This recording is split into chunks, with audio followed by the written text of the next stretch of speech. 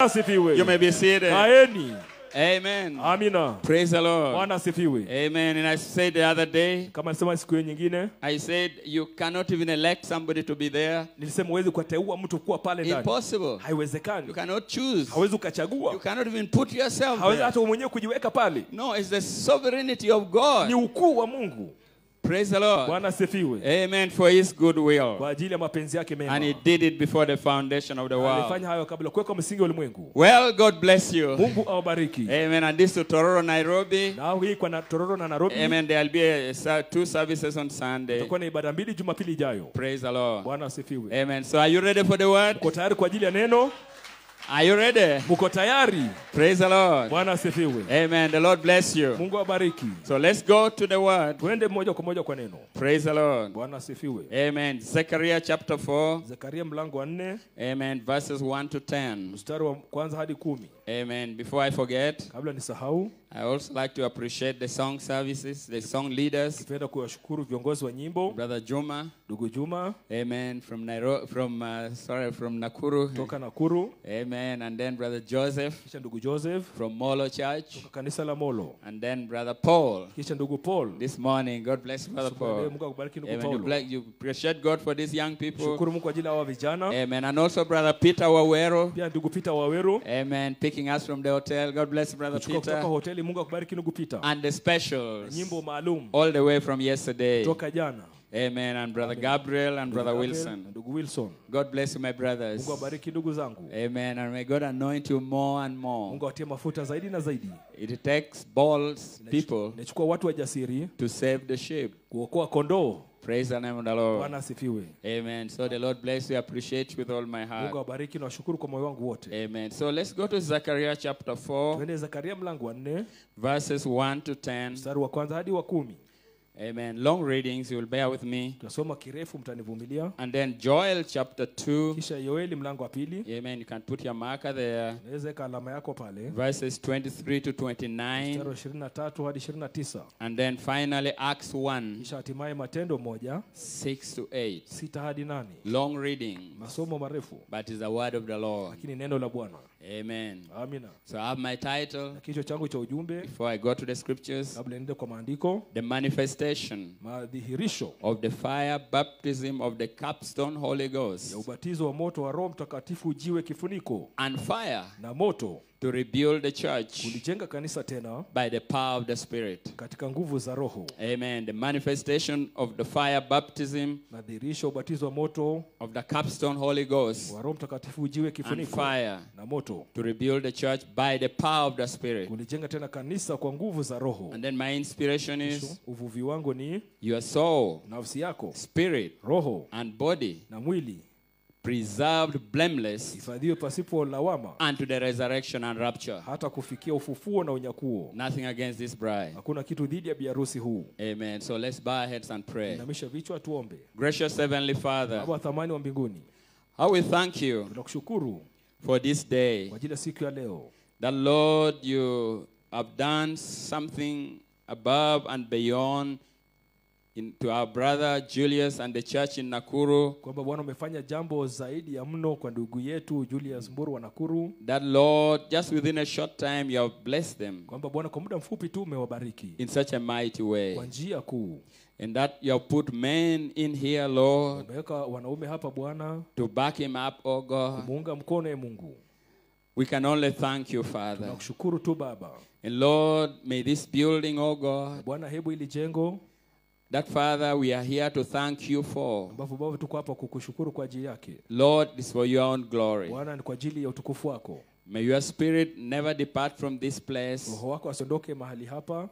Brother Julius spoke something here about prayer. Ndugu Julius amezungumza jambo fulani kuhusu maombi. That's what we all need. Hayo yote ndio nayohitaji. So may this be a place, Lord, Hapa papawe mahali Bwana that where you will hear your people when they cry unto thee. ambapo utasikia watu wako wanapokulilia. May this be the lighthouse in this area of Nakuru. Hebu kapate kuwa ni mnara wa nuru hapa sehemu ya Nakuru. And may the light in the lighthouse be the Lord Jesus Christ. Na taa katika mnara kapate kuwa ni Yesu Kristo. The word made manifest. Neno ambalo limedhihirika. Where broken hearts, Lord, are mended. Ambapo mioyo iliyovunjika Bwana itagangwa. Where the sick are healed. Ambapo wagonjwa wanapona. Where the thirsty and the hunger for thine word and the Holy Spirit are met, O God. Ambao wanaoona njaa na kiu kwa ajili ya neno lako Bwana atakutana. And Father, may the fire of God never depart from this place. Moto wa Mungu usiondoke mahali hapa. Anoint our brother in a very special way. Tia ndugu yetu mafuta kwa njia maalum. And bless his ministry, O God, Bariki huduma yake Bwana. as it begins to bloom Jinsi inavyoanza kuchipuka and blossom. na kuchipuka. And now, Father, we are getting into the reading of your word. Sasa Baba, tunaingia kwa kusoma neno lako. And I have quite a lot of things in my heart to say. Na mambo mengi kwa moyo wangu ya kusema. So I pray that you give me the grace Naomba unipatie neema to say it in such a way kusema kwa namna fulani that it will redeem the time. ambayo itaokomboa wakati. Bless your word, Lord, Bariki neno lako the Bwana. reading of the word, Kusoma kwa neno the preaching of the word. na kuhubiriwa kwa neno. And now I thank you for Brother James, Nakushukuru kwa ajili ya ndugu James. Lord God, interpreting thine word to the people. Bwana akifasiri neno lako kwa watu. May you bless him, O God, Bariki Mungu and his wife back home. na mke wake kule nyumbani. Be with those on the hookup. Kuwa na wote kwenye mtandao. Lord, may you give them the grace, Bwana uwapatie neema Lord, to continue through the service. kuendelea katika ibada. May the Holy Spirit step off the screen Roho Mtakatifu akatoke kwenye zile maskrini. and move among the people. Akatembee miongoni mwa watu. And Lord, give them unction Na Bwana wapatie upako that they may know ili wakapate kujua that you are the same yesterday, kwamba wewe ni yule jana, today, and forever. leo na hata milele. In Jesus' name we Kwa pray. jina la Yesu tunaomba. Amen. Amina. Zechariah chapter 4. Zekaria mlango wa 4, Amen. 1 to 10. 1 hadi 10. And the angel that talked with me came again and waked me as a man that is waken out of his sleep. Na yule malaika aliyesema nami akanijia mara ya pili, akaniamsha kama mtu aamshwavyo katika usingizi wake. And said unto me, What seest thou? And I said, I have looked, and behold, a candlestick of gold, all of gold, with a bowl upon the top of it, and his 7 lamps thereon, and 7 pipes to the 7 lamps which are upon the top thereof. Akaniuliza, unaona nini? Nikasema, nimeona na tazama kinara cha taa cha dhahabu tupu, nacho kina bakuli juu yake na taa zake 7 juu yake. Tena iko mirija 7 ya kuleta mafuta kwa taa zake zote zilizo juu yake. To save time, maybe Brother James can read all through continue verse 3 to verse 10. Acha nisome mstari wa 3 hadi 10. Na mizeituni miwili karibu yake, moja upande wa kume wa lile bakuli na moja upande wake wa kushoto. Nami nikajibu, nikamwambia yule malaika aliyesema nami, nikasema, Bwana wangu, vitu hivi ni nini? Ndipo malaika aliyesema nami akajibu akaniambia, hujui vitu hivi ni nini? Nikasema, la, Bwana wangu. Akajibu akaniambia akisema, hili ndilo neno la Bwana kwa Zerubabeli kusema, si kwa uwezo wala si kwa nguvu, bali ni kwa roho yangu, asema Bwana majeshi. Nani wewe, mlima mkubwa, mbele Zerubabeli utakuwa nchi tambarare, na yeye atalileta lile jiwe la kuwekwa juu kabisa pamoja na vigelegele vya neema ilikalia. Tena neno la Bwana likanijia kusema, mikono yake Zerubabeli imeiweka misingi ya nyumba hii, na mikono yake ndiyo itakayoimaliza. Na utajua kuwa Bwana wa majeshi amenituma kwenu. Maana ni nani aliyedharau siku ya mambo madogo? Kwa kuwa watafurahi nao wataiona timazi katika mkono wa Zerubabeli. Naam, hizi 7 ndizo macho ya Bwana yapiga mbio huko na huko duniani kote. And then Joel chapter 2 verse 23 to 29. Yoeli 2:23 hadi 29. You can read. Furahini basi enyi wana wa Zayuni, mkafurahie Bwana Mungu wenu, kwa kuwa yeye huwapa ninyi mvua ya masika kwa kipimo chake, naye huwanyeshea mvua ya masika na mvua ya vuli kama kwanza. Na sakafu za kupepeta zitajaa ngano, na mashinikizo yatafurika kwa divai na mafuta. Nami itawarudishia hiyo miaka iliyoliwa na nzige na parare na tunutu na madumadu, jeshi langu kubwa nililotuma kati yenu. Nanyi mtakula chakula tena na kushiba na kulihimidi jina la Bwana Mungu wenu, aliyewatendea mambo ya ajabu, na watu wangu hawatahayari kamwe. Nanyi mtajua ya kuwa mimi ni katikati ya Israeli, na ya kuwa mimi ndiye Bwana Mungu wenu, wala hakuna mwingine, na watu wangu hawatatahayari kamwe. hata itakuwa baada ya hayo ya kwamba nitamimina roho yangu juu ya mwili wote wenye nyama, na wana wenu waume kwa wake watatabiri, wazee wenu wataota ndoto, na vijana wataona maono. Tena juu ya watumishi wenu wanaume kwa wanawake katika siku zile nitamimina roho yangu. Praise the Lord. And then Acts 1:6-8. When they therefore were come together, they asked of him, saying, Lord, wilt thou at this time restore again the kingdom to Israel? Matendo 1:6-8. Basi walipokutanika wakamuuliza wakisema, je, Bwana, wakati huu ndipo utakaporudishia Israeli ufalme? And he said unto them, it is not for you to know the times or the seasons which the Father has put in his own power. Akamwambia, si kazi yenu kujua nyakati wala majira Baba aliyoyaweka katika mamlaka yake mwenyewe. Now we know what's going on at this time. Tunajua kinachoendelea wakati huu. Amen. But you shall receive power after that the Holy Ghost is come upon you, and you shall be witnesses unto me both in Jerusalem and in all Judea and in Samaria and unto the uttermost part of the earth, including Nakuru. Lakini mtapokea nguvu akisha kwa ajili ya Julieni Roho Mtakatifu, yani mtakuwa mashahidi wangu katika Yerusalemu yote na katika Yahudi wote na Samaria na hata mwisho wa nchi, hata Nakuru.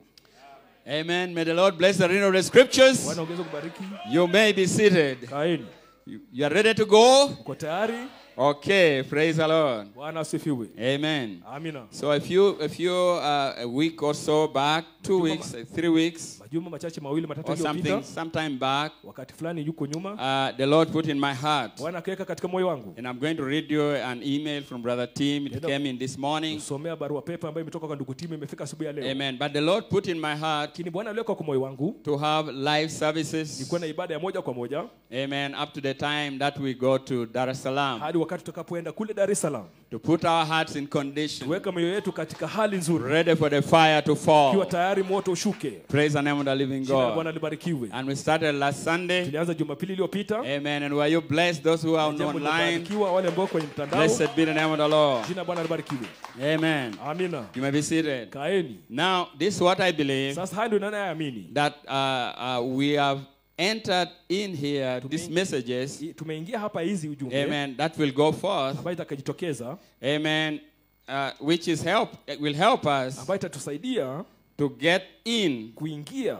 The next step in God. Katika hatua nyingine ndani ya Mungu. Amen. Amina. Because God has moved a step. He has been unfolding. Sababu Mungu ameenda hatua, amekuwa kujifunua. Amen. And I'll read this email to you later. Tasomea barua pepe baadaye. So these messages hizi jumbe is to bring an awakening. Ni kuleta kuamka.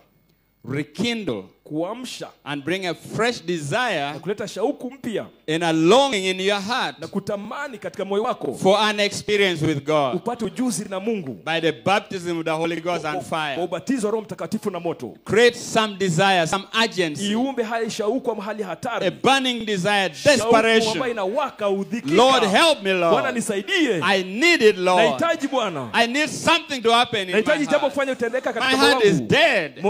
I don't pray anymore. Siombi tena. I don't love my brother anymore. Sipendi ndugu yangu tena. I do things which are not right. Nafanya mambo sio sawa. Praise the Lord. Bwana asifiwe. So this is to kindle that desire. Kwa hivyo ni kuhakisha tena ile shauku. Amen. For you to hold on to reach unto God. Ili umfikie Mungu. Amen. For you to know that God is not dead. Ili ujue kama Mungu hajakufa. God is still dealing with the affairs of his church. Mungu anakabiliana na mambo ya kanisa yake. God is still moving. Mungu bado anatembea. Blessed be the name of the Lord. Jina Bwana libarikiwe. You may be seated. Kaeni. And after last Sunday, baada ya Jumapili iliyopita, I got a very encouraging testimony from Seychelles. Nikapata ushuhuda kutoka Ushelisheli. From Sister Mary. Kutoka dada Mary. And this is what he says. Na hivi ndivyo alivyosema. I thank the Lord. Namshukuru Bwana. For using our pastor Benachud. Kumtumia ndugu yetu Benachud on Sunday morning. Jumapili asubuhi. And Brother Moses in the evening. Na ndugu Musa jioni. I thank the Lord for a refilling. Namshukuru Mungu kwa kujazwa tena. For refilling me with the Holy Ghost. Kwa kunijaza tena kwa Roho Mtakatifu.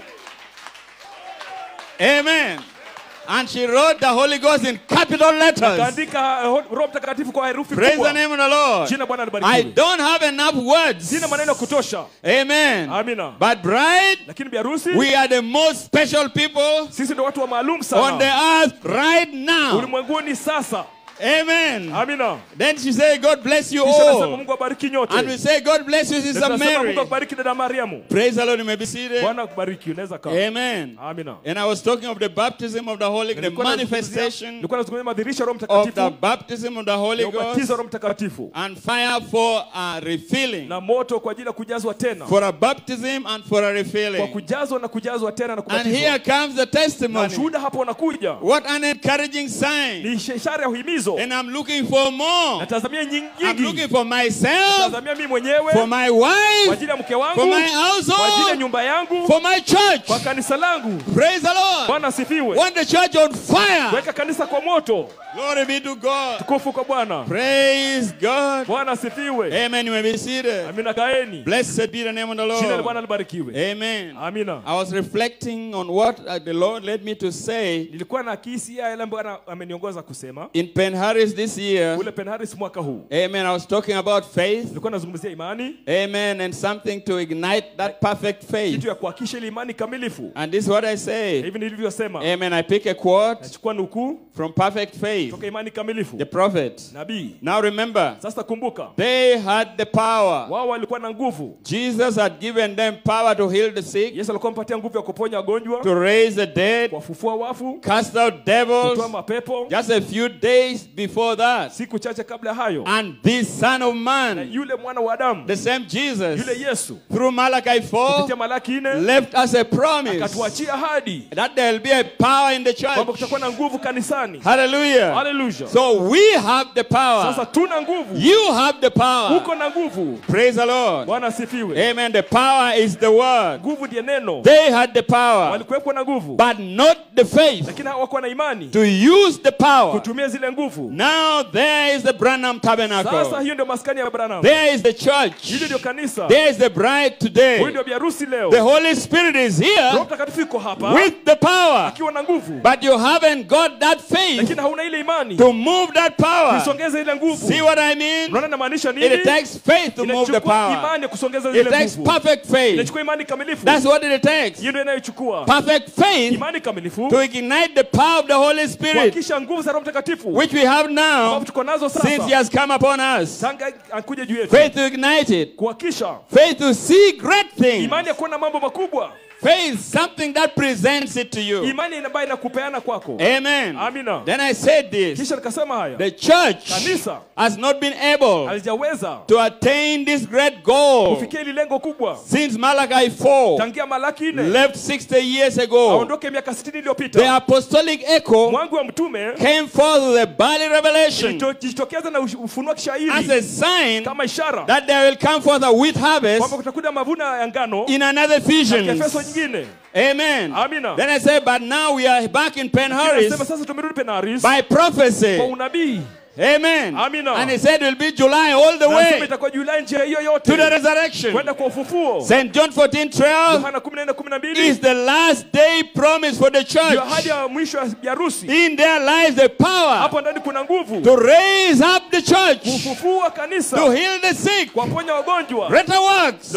kazi zote. But John 14:20 Lakini Yohana is the 14:20 perfect faith ndio imani kamilifu to let off kuhakisha the power ile nguvu that lies in St. John iliyoko 14:12. katika Yohana 14:12. Praise the Lord. Bwana You may asifiwe. be seated. Kaeni. Oh, praise God. Bwana asifiwe. Amen. Amina. It is a Ni revelation ufunuo that transcends into a practical reality, ambao unaingia na kuwa ni ukweli halisi, transforming itself into substance. inajibadilisha kuwa kitu cha bayana. Faith. Imani. Now faith Sasa is imani ni not tomorrow. sio kesho. Now faith Sasa is imani ni you see something afar unaona off, kile kitu mbali, you pull it by faith, unakivuta kwa bring imani, it right present unakileta tense, hapa kipo, and you say now faith na is. unasema imani ni. Hallelujah. Haleluya. Glory to God. Tukufu kwa Bwana. And you speak it, Na unainena, transforming itself into substance, inajibadilisha kuwa kitu bayana, something that can be seen, kitu ambacho kinaweza kuonekana, something that can be kitu touched, ambacho unaweza kugusa, that can be felt, kitu ambacho kuhisi, a reality kweli becoming your very nature, kikwa asili yako, not another but sio you, mwingine, ni wewe, where you can feel it, ambapo unaweza kuhisi, feel its strength and its power, unahisi na nguvu zake, in that day, katika hiyo siku you shall know utajua I'm in the Father, niko ndani ya the Baba, Father in me, Baba ndani yangu,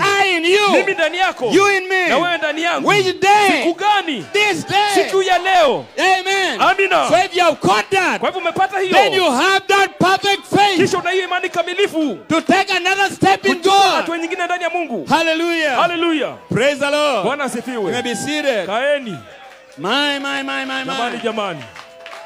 Praise the Lord. You may be Bwana seated. asifiwe. Kaeni. Something must happen to this church. Kitu lazima kitendeke kwa hii kanisa. Something must come in Lazima kitu kiingie to drive away demon power kuondosha nguvu za mapepo from among the people. kutoka miongoni mwa watu. Hallelujah. Hallelujah. We are fed up Tumechoka. of backbiting Tumechoka devils, na mashetani ya kusengenya. demonic powers, Mapepo ya kinguvu holding God's people ambayo bound. yanashikilia watu wamewafunga. Enough is enough. Yatosha, imetosha.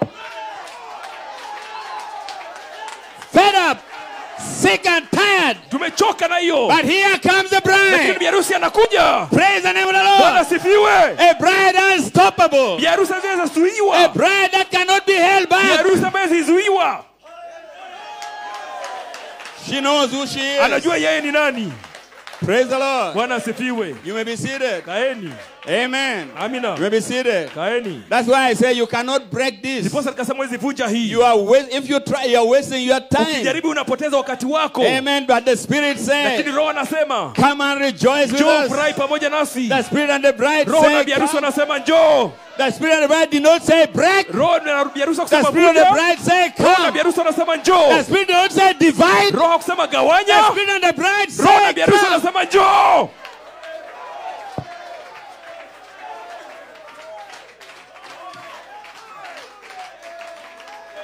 Come, my brother. Njoo ndugu yangu. Why should you die? Kwa nini ukufe? Come up. Njoo. Come up to where the Spirit of the Njoo Lord is mahali moving. Roho wa Bwana anatembea. Come up to the bride of Jesus Njoo Christ. biharusi Yesu Kristo. That's right. Sawa sawa. Blessed be the name of the Jina la Lord. Bwana barikiwe. Oh, yes, sir. Ndio Bwana. And there will not be offshoots from this. Na hakutakuwa na nyingine kutoka You know what hii. an offshoot is? Unajua mambo ya kando ni nini? There will be no offshoots. Hakutakuwa na nyingine ya There's kando. one bride, Kuna biharusi moja one tu. body, Kuna mwili moja the tu. bride of Jesus Biharusi Yesu Christ. Kristo. And that bride is in Ephesians. Na huyo biharusi ako kwa There can Efeso. never be two Hakuwezi Ephesians. kuwa na Efeso mbili. Impossible. Haiwezekani.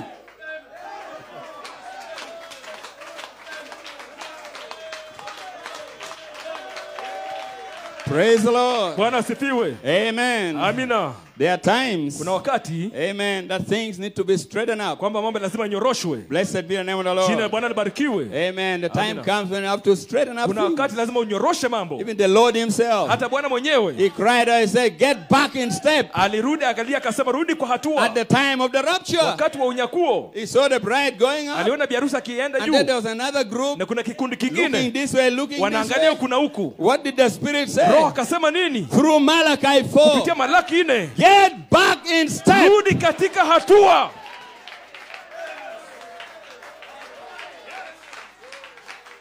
So if you're out of Kwa step, hivyo kama uko nje hizo the hatua, Holy Spirit is Roho here Mtakatifu ako hapa to straighten you up kunyorosha by His word kwa neno lake, in love. kwa Because upendo, God is kwa love. sababu Mungu ni upendo. Love and love and love Ni alone. upendo na ni upendo na upendo peke yake. Praise the Lord. Bwana asifiwe. The hour is late. You may be seated. Weza The kaa. hour is very late. Wakati umekwisha And we sana. have played games Na long tumecheza enough. michezo kwa muda mrefu ya Praise the tosha. Lord. Bwana asifiwe. Amen. But there comes a time Lakini kunafikia wakati when God shuts the door. ambapo Mungu anafunga milango, And when He shuts the door, na kifunga milango it's over. imekwisha. Praise the name of the Lord. Bwana asifiwe. Amen. You may be seated. Kaeni. I was pondering Nilikuwa nafikiria on Brother Mosgrove's kwa ile testimony ushuhuda ndugu Mosgrove and how God na jinsi Mungu would put Brother Mosgrove angemweka ndugu Mosgrove in the rabbi's dream. katika ndoto ya yule rabii, And there only happened to be also only one Mosgrove na kulikuwa tu Mosgrove mmoja peke yake that they could search the internet ambao angechunguza kwenye mtandao, because the brother didn't know who Mosgrove is. sababu ule ndugu hakujua Mosgrove ni nani. Praise the Lord. He had Bwana never asifiwe. heard of David Mosgrove. Hawakuwa wamesikia huyu mtu anaitwa David So Mosgrove. when they searched, they found one David Mosgrove. Walivyo walichunguza na kupata David Mosgrove mmoja. Amen. Amina. And how God could do that. Na jinsi Mungu angefanya hayo. a minister, God's servant in the thunders. Mhuduma, mtumishi wa Mungu katika ngurumo. If you're playing games, God is not playing Kama games. unacheza michezo, Mungu hachezi michezo. Praise the Lord. Bwana asifiwe. Praise. You may be seated. Kaeni. Amen. Amina. And now Brother Musgrove Jinsi ndugu Musgrove started explaining to this Jew. akaanza kumwelezea huyu Myahudi. And then he tells the Jew Inamchukua yule Myahudi specifically who the Messiah is. akamwambia yule Myahudi Mesia ni nani. He told him the Messiah Akamwambia Mesia is the mechanics ndio mitambo and the dynamics. na zile nguvu. The Lord knew where to go. Bwana alijua mahali pa kuelekea. Blessed be the name of the Lord. Jina la Bwana Then all of libarikiwe. a sudden, Kisha ghafula the rabbi started getting excited. ule rabi akaanza kusisimuka. Tell me more about the Messiah. Niambie zaidi kuhusu Mesia. And here Musgrove, Na hapa Musgrove God had already prepared him Mungu alikuwa amemwandaa tayari to explain to the rabbi who the Messiah is. kumwelezea yule rabi Mesia ni nani. Praise the name of the Lord. Bwana asifiwe. Oh my. Jamani. And then the other day, Ile siku nyingine he sent another email. akatuma barua pepe nyingine. Amen. How they were, the rabbis, they were baptizing. Jinsi ile warabi walikuwa They nabatiza. were receiving the Holy Ghost. Walikuwa napokea Roho Mtakatifu. And he put the phone on loud. Na kaweka ile simu akaweka sauti ya juu. Amen. For Brother Musgrove to hear. Ili ndugu Musgrove asikie. And there was one particular sister with a goiter. Na dada moja alikuwa na uvimbe. She went to the waters, Akaenda kwa maji, came out speaking in tongues, akatoka kinena kwa ndimi. and the goiter had gone. Uvimbe ukapotea. Praise the Lord. Bwana asifiwe. Amen. You may be seated. Naweza mkakaa. Amen. Amina. And then a few days ago again, Brother Musgrove sent another Siku email. chache iliyopita akatuma ndugu The Musgrove rabbi barua now pepe. called him, Rabi akamwita. and the rabbi was preaching to a Baptist priest. Na alikuwa anahubiria mchungaji wa Kibaptisti. And called Brother Musgrove. Akaita ndugu Musgrove. He said, you tell this man who the Messiah is. Akasema mwambie huyu mtu Mesia ni nani. Gave the man the phone. Akapatia yule mtu simu. Praise the Lord. Brother Musgrove was having, how do I tell a Baptist Ndugu Musgrove akashangaa who the Messiah is? Mesia ni nani? Praise the Bwana Lord. asifiwe. But God gave him grace. Lakini Mungu akampa neema. And he said the Baptist was subdued. Akasema yule Baptisto He never akanyenyekea. said a word. Akusema neno moja. Think of it. Fikiria hayo. A rabbi preaching to a Baptist. Rabi akimhubiria Mbaptisti. Talk about the love of God. Nazungumzia upendo wa Mungu. Talk about the power of the living Nazungumzia God. nguvu za Mungu aliye hai. Praise the Lord. Bwana asifiwe. Amen. Amina. Amen. You may be seated. Amina. Praise Mnaweza kaa, God. Oh Bwana my. asifiwe.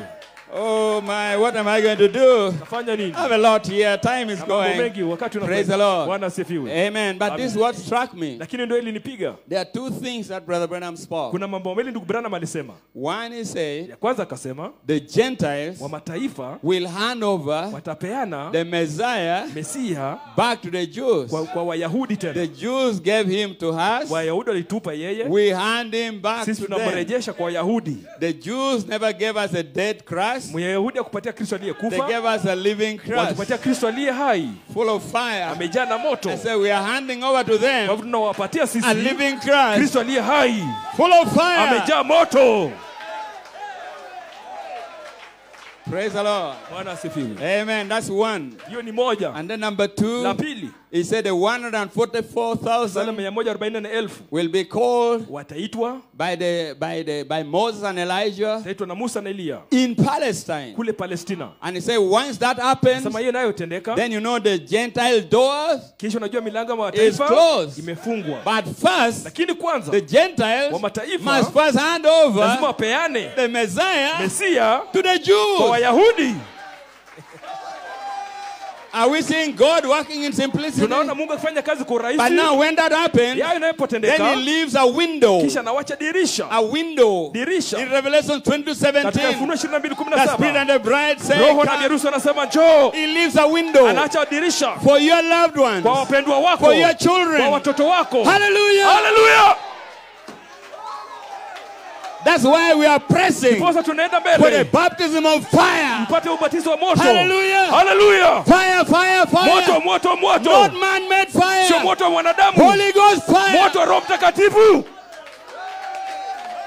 No time. Hakuna wakati. Praise the name of the Lord. Bwana asifiwe. You may be seated. Kaeni. Amen. Amina. Praise the Lord. Bwana asifiwe. Amen. Amina. So if the bride Kiwa biharusi is that perfect faith ni ya imani kamilifu. to lead of Revelation up to lead of St. John 14:12, Wakisha Yohana 14:12. then you begin to see where God is pressing. Kisha unaanza kuona pale Mungu God is anaenda. pushing for a manifestation. Mungu anasukumia madhihirisho. Amen. Amina. It has been word for a long time, Neno kwa muda mrefu. which of course was necessary. Ambapo ilikuwa ni ya Because the muhimu. word had to go into the bride. Sababu ilikuwa neno lingine ndani ya But biharusi. now we are standing today. Lakini tunasimama leo. Father, let the fire Baba, fall. wacha moto ushuke. Praise the Lord. Let the fire fall. Wacha Fear, moto fear, ushuke, fear. Baba. Praise the Lord. Amen. Amina. You may be seated. Let me run with the message Wacha here. nikimbie na ujumbe hapa. Oh my God, help me. Mungu nisaidie. Amen. So let me read you Brother Tim Smith. Wacha niwasomee. Amen. He's writing, say, God bless you, Ndugu brothers. Tim Smith anasema Mungu abariki ndugu. Amen. Just send this email. Umetuma barua pepe. It came in last night. Imekuja jana jioni. Amen. Then I say, wow, God is so good. Sema Bwana ni mwema. I'll share this with the bride. Shiriki na biharusi. Amen. Amina. He said, God bless you, brothers. Sema Mungu abariki ndugu. Couple of brothers. Ndugu. Amen. He said, thank you so very much Asanteni sana for all your kwa messages jumbe zenyu zote that have been played back in this September, October, November period. ambazo zimechezwa mwezi wa 9, wa 10 na 11. It has lifted the church Imeinua kanisa to new heights kwa viwango za juu. and has begun our training Imeanza mafundisho yetu of how to operate the ya Spirit. jinsi ya kufanyisha kazi Roho Mtakatifu. Each message Kila ujumbe has truly been back to back imekuwa mgongo kwa from mgongo, Argentina, kutoka Argentina, from Ukraine, kutoka Ukraine, from Congo, kutoka from Congo, London, kutoka Uingereza, from Guyana, kutoka Guyana, from Mexico. kutoka Mexico. That mixed in with local messages Hiyo ilichanganyika na ujumbe zake nyumbani from hapa various tabernacles. kutoka maskani tofauti. It has truly been a period Imekuwa ni kipindi where you feel like St. John 13:20. ambapo nahisi kama Yohana 13:20. Amen. Amina. You receive whom he has sent. Unapokea ile yatumwa, You receive the same blessing. unapokea zile baraka. Amen. Amina.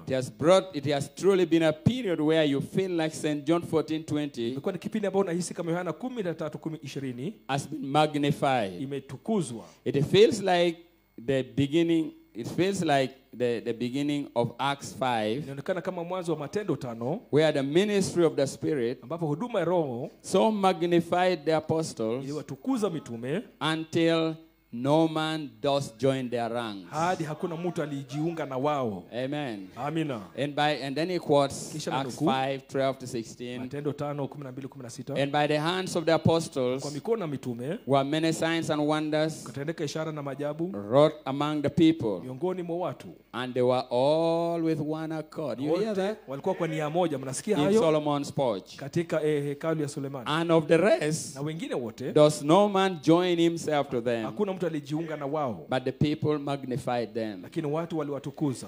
Then Brother Tim continues. It struck me today Kisha Tingima akasema ili nipiga leo that the Elohim series provided by Brother Coleman, kwa ile msururu ya Elohim iliyopeana ndugu Coleman, a transition anointing upako wa kuhama in 1981-82 mwaka 81 and 82 again in 2004. tena mwaka 2004.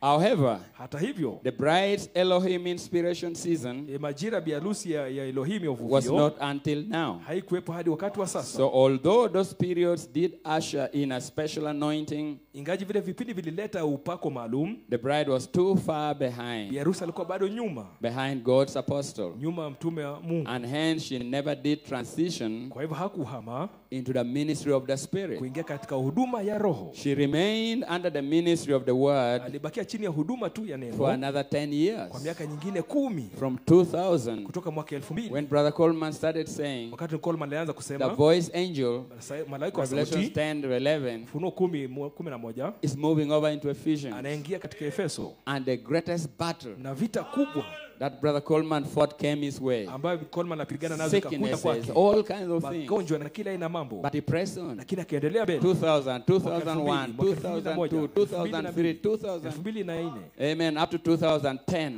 hadi mwaka when the 2010 final food valley was poured in, wakati maadili ya chakula cha mwisho kamwagwa, and then God could take his servant home. kisha Mungu akamchukua mtumishi wake It nyumbani, was complete then. ikakuwa imekamilika. That's what Brother Tim is referring Hiyo na to. ndugu Tima anazungumzia. We knew nothing. Hatukujua chochote, Praise Praise the Lord. Bwana asifiwe. But this September, October, November period, I believe Lakini kipindi cha I Septemba believe na this Oktoba, time- naamini wakati huu the Elohim series has also provided a transition. misururi ya Elohim pia imetupatia hali ya kuhama. Have you noticed Umetambua when you preach on Elohim, unapohubiri kuhusu Elohim on Michael, kwa Mikaeli on Logos, na Logos on the bride, na biharusi on Jam, na on Genesis, na mwanzo Jam of na life, chembe chembe Genesis, na mwanzo Theophany, Theophania. the people's faith rises higher than almost Imani- any other subject you can preach. Imani ya watu huwa inainuka zaidi juu Can we kuliko say somo amen lingine to that? lolote ambao unaweza ukahubiri.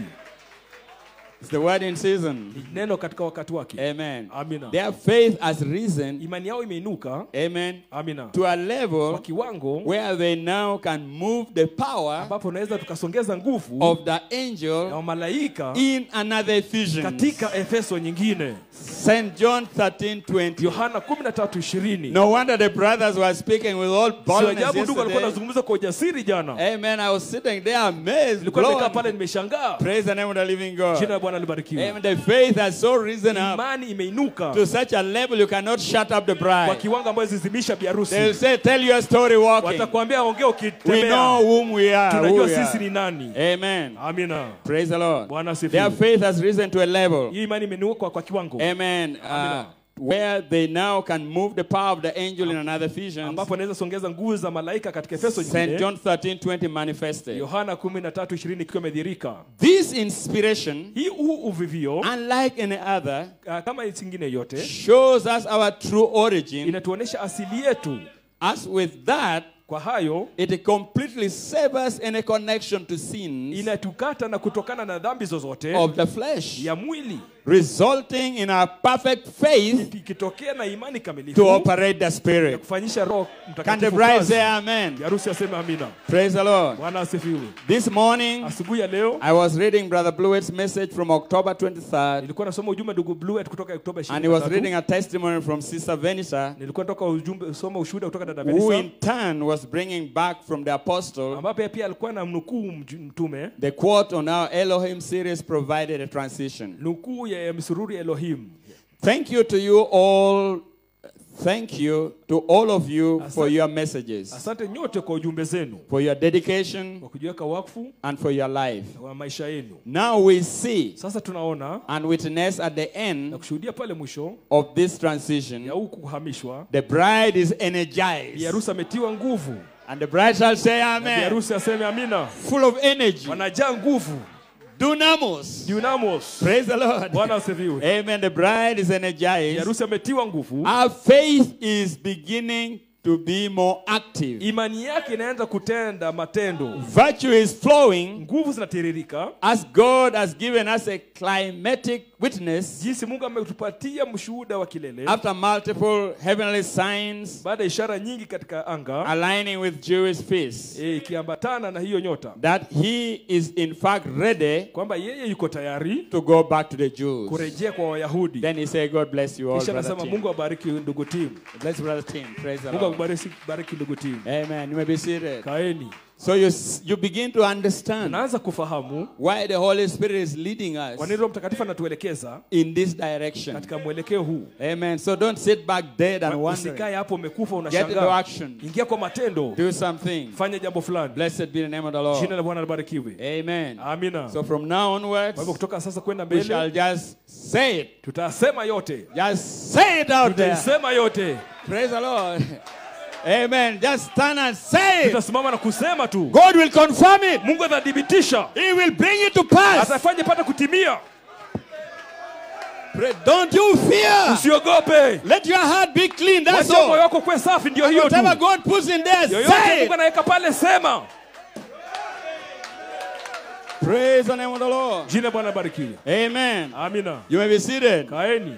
Praise the Lord. Bwana asifiwe. So let me get into my message Acha here. niingie kwa ujumbe wangu hapa. So how we thank God Tunamshukuru Mungu for the baptism of the Holy kwa ajili ya Ghost ubatizo wa Roho Mtakatifu as a manifestation kama madhihirisho of the resurrection ya power nguvu za ufufuo of the person of Jesus ya Christ utu wa Yesu Kristo that will preserve ambayo itahifadhi your soul, nafsi yako, your spirit, roho yako your body na mwili wako blameless pasipo unto the rapture, hadi kwenda kwenye unto the kuo, translation, hadi kwa unto the kuhamishwa, body change hadi kubadilishwa in He is here yuko hapa to preserve you. kukuhifadhi. He is here to say, you are mine. Yuko hapa kusema wewe ni You wangu. belong to me. Wewe ni wangu. You are my wife. Wewe ni mke I wangu. chose you Nilikuchagua from before the foundation of the kabla world. kuwekwa misingi ya ulimwengu. And I'm preaching for that. Ninahubiri hayo. Amen. I have authority Nina mamlaka to say the things I'm saying. kusema ya mambo And my nayosema. authority is the word of the Na Lord. mamlaka yangu ni neno la Bwana. Yes, sir. Ndio Bwana. Praise the Kupendaba. Kupendaba. Kupendaba, Kupendaba, brother. Kupendaba. Glory to God, amen. Kwa Bwana, amina. Hallelujah. Hallelujah. Praise the Lord. Bwana We are asifiwe. thanking God, brother Julius. Shukuru Mungu ndugu Julius. He gave you a building, Alikupatia sewer. jengo ndio. We are thanking God for Nashukuru that. Mungu kwa hayo. He blessed you, sewer. Amekubariki ndio. We are thanking God for Nashukuru that. Mungu kwa hayo. But more, we are thanking Lakini Him zaidi namshukuru for the resurrection kwa power. nguvu za ufufuo. The person of Jesus Christ Utu wa Yesu Kristo. coming as a baptism of fire. Akikuja kama ubatizo wa He moto. promised it. Aliahidi He will do it. atatenda hayo. Praise the Lord. Bwana asifiwe. Amen. Praise God. Bwana asifiwe. Okay, you may be Sawa, seated. sawa, kaeni. Praise the Lord. Bwana asifiwe. So my authority Kwa hivyo mamlaka yangu to say what I'm saying this kusema morning nayosema asubuhi ya leo is from Leviticus ni kutoka leo Walawi chapter 23, mlango 23 verse 10 to 12. mstari wa 10-12. I read it last Sunday. Nilisoma Jumapili iliyopita. Speak unto the children of Waambie Israel wana wa Israeli and say unto na them, uambie when you come into the land utakapoingia kwa nchi which I give unto ambayo you, nimewapatia the seventh seal, muhuri wa saba, seventh on the land, nchi ya ngurumo Son of saba, man, mwana wa Adamu, amen, and reap the harvest thereof, na uvune yale mavuno which is the contents yaliyomo, of the seventh seal, ambapo mambo yaliyomo that is the katika muhuri wa harvest, saba. Hiyo ndio the mavuno, fullness of the atonement ukamilifu wa upatanisho for you and for your kwa ajili children, ya wewe na watoto for you and for wako, your house wewe na nyumba yako and your loved na ones. wapendwa wako. Then you shall bring a sheaf of a first fruit Kisha utaleta mganda wa malimbuko of your harvest unto the Lord, ya mavuno ya Bwana, and you shall wave the sheaf before the na Lord utatikisa mganda mbele za to be Bwana accepted for you. ikubalike kwa ajili yako. On the morrow after the Sabbath, Siku ya kesho baada ya the Sabato priest shall wave it. kuhani atatikisa. Praise the Lord. Bwana asifiwe. So in this scripture, Kwa hivi andiko wave the sheaf inatikisa mganda before the Lord mbele za Bwana for your acceptance. kwa ajili ya kukubalika kwako, And this was na fulfilled. hii ikatimia. St. John 20:17 rather. Yohana 20:17, When Jesus rose up wakati Yesu alipofufuka and Mary wanted to touch na him, Mariamu alitaka kumgusa, he said, don't touch me. akasema usiniguse, Touch me not, usiniguse, for I am not yet ascended sababu sijapaa to my Father, kwa Baba yangu, but go to my brethren nenda kwa ndugu and zangu say unto them, na uambie, I ascend unto my Father naenda kwa Baba yangu and your na Father, Baba yenu, unto my na God kwa Mungu wangu and your na kwa God. Mungu wenu. Praise God, amen. Hallelujah. So this scripture had to be Kwa hiyo fulfilled. paswa ile andiko litimie, And he went up na kaenda juu in the morning. asubuhi, In the evening, he jioni was right there. alikuwa amerudi. What did he say? Alisema nini? Peace be unto you. Amani weni kwenu, As my Father sent kama me, babangu so alivyonituma send I na mimi you. ninawatuma. Whatever I bind on Lolote heaven, nafunga mbinguni, whatever you bind on earth, nitakapofunga I will ulimwenguni bind in heaven. nitalifunga mbinguni. That is the power Hiyo ndio nguvu and authority na mamlaka for which I speak this ambayo morning. ninanena asubuhi ya leo. Today, Leo praise the Lord. Bwana asifiwe. And I fear no devil. Na siogopi And shetani those yote, devils know. na mashetani They know anajua the bride kwamba biharusi is not afraid either. Amen, Brother Mburu. We are not afraid of devils. tuko tayari kwa Where vita. were you Ulikuwa wapi when I laid the foundation of the nilipeka earth? msingi wa ulimwengu? When the morning Wakati nyota za stars asubuhi shouted for iliimba joy, kwa furaha, I was there. nilikuwepo kule. You were there. Ulikuwepo kule. Don't fear those devils. Usiogope hao mashetani. Praise the Lord. Bwana asifiwe. Amen. Amina. And if you come to a showdown, Ukipata makabiliano, are you for us je, uko pande wetu or are you against ama us? unatupinga? Look at the devil in the Mwangalie eye. shetani kwa jicho. Are you for Uko us pande or wetu are you against ama us? unatupinga?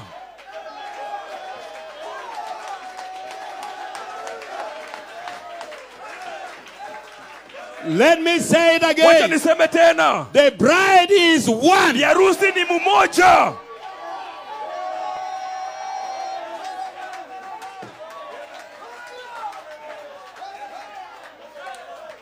Can we say it together? Tuseme pamoja, The bride is one. biharusi ni mmoja. The bride is one. Biharusi ni For the third moja. time, Ya the tatu. bride is one. Biharusi ni Give it a shout of moja. praise.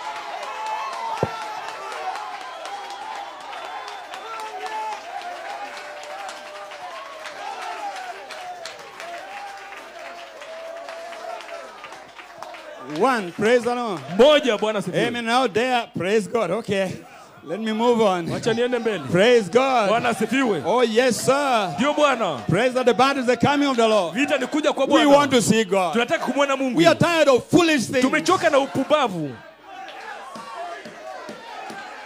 Foolish things. Mambo ya kipumbavu. Listen to me, ministers. Nisikiza wahuduma. Amen. Amina. I'm talking to you in love. Na uzungumza kwa upendo. This church, Hili kanisa, this bride, huyu biharusi is tired of foolishness. amechoka na upumbavu.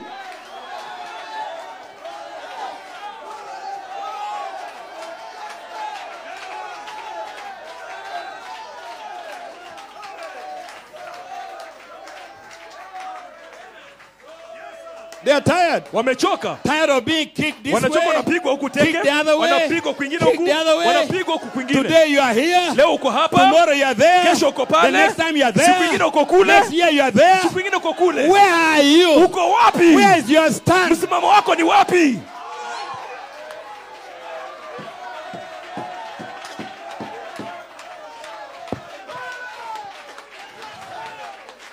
Praise God, amen. Bwana asifiwe, amina. Hallelujah. Haleluya. Why am I saying Kwa nini this? nasema haya? The hour is late. Wakati umekwisha And people are playing like na watu this. wanacheza hivi hivi. Playing ping pong games. Wanacheza michezo ya ping pong. Amen. Kick this way, kick the other way, kick this way. Wanapiga huku. Playing with the bride of Christ. Wanacheza na biharusi wa Kristo. You're in trouble, Uko kwa brother. shida ndugu. Praise the Lord. Bwana asifiwe. Amen. Amina. Praise God. Bwana asifiwe. What's wrong with you, brother Ni nini Ben? makosa yako ndugu? My heart drips Moyo wangu when unatiririka. I see God's Nikiona children watoto wa Mungu being tossed to and wanarushwa fro. huku na huku. Praise the name of the Lord. Jina Bwana lisifiwe. Amen. But we are saying, come and rejoice with Tunasema njoo us. furahi pamoja Come nasi. and shout with Njoo us. pige kelele na Come and sisi. dance with Njoo us. ucheze na sisi. Come, my brother, Njoo come. ndugu yangu, njoo.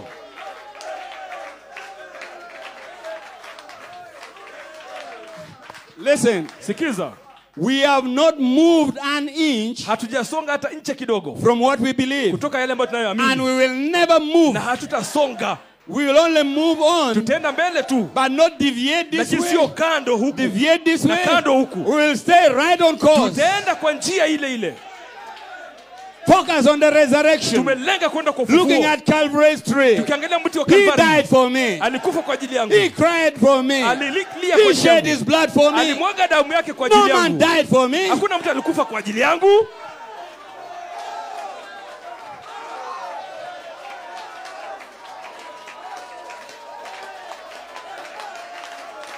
Praise the Lord. Bwana asifiwe. Amen. Amina. Say it, let me say it. Wacha niiseme. Where are they taking God's children? Wanapeleka wapi watoto wa Why are Mungu? they dividing Kwa God's nini children? wanagawanya watoto wa Mungu?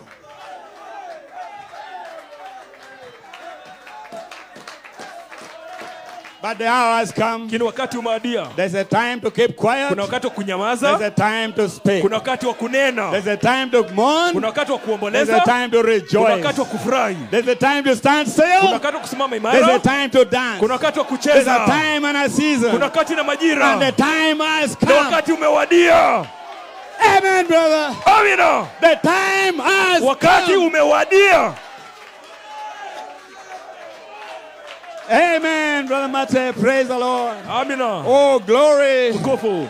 Praise God. Amen. Bwana asifiwe, Okay. amina. Praise the Lord. Bwana asifiwe. Praise the Lord. Okay, here we go. Hapa tunaenda. Amen. Amina. My, how did I get over there? Imeingiaje huko? Praise the Lord. Bwana asifiwe. Amen. So I was talking about authority. Nilikuwa nazungumzia mamlaka. Amen. To speak this thing. Kunena haya mambo. And here we go. Hapa tunaenda. It's the rising of the sun. Kuchomoza kwa jua. As Christ was the first one to raise Kama vile Kristo alikuwa kwanza kufufuka. from all the prophets Kutoka kwa manabii wote. and so forth. Na hata wengine. Although typed in many places, Ingawaji kuwa mfano kwa he mahali was mengi, the first fruits yeye alikuwa malimbuko of those that slept. ya wale waliokuwa wamelala. But in the bride, Kindani ya biharusi, coming of Christ, kukuja kwa Kristo, coming out of the church, akitoka kwa kanisa, there will be a shift wave again itakuwa na mganda utakaotikiswa tena in the last days. katika siku za mwisho. Not wave before the Lord. Sio kutikiswa mbele za That Bwana. was done once. Hiyo ilitendeka mara It was moja, accepted once. ikakubalika mara moja. I feel sorry Na sikitikika for those who are saying the seventh seal is not open. wanaosema muhuri wa saba I hujafunguka. feel sorry for them. Nasikitika kwa ajili yao. Sorry for those who are attacking the thunders. Nasikitika nao shambulia The ngurumo seven saba. thunders is Jesus Ngurumo saba Christ. ni Yesu Kristo. Praise the Lord. Bwana asifiwe. Waving of the sheaf. Katikisa yule mganda. What was the sheaf? Mganda ilikuwa ni nini? The first one that came to mature. Kwanza inayokomaa. The first one that proved it was a wheat. Ya kwanza iliyodhibitisha ni ngano. Then the prophet cries out, Kisha hallelujah. nabii analia haleluya. I'm sure you see what I'm talking Na hakika about. mnaona Now ninalozungumzia. listen to his words. Sikiza maneno It yake. was waved over the people. Ikatikiswa juu ya watu. And the first time Na mara ya there kwanza will come forth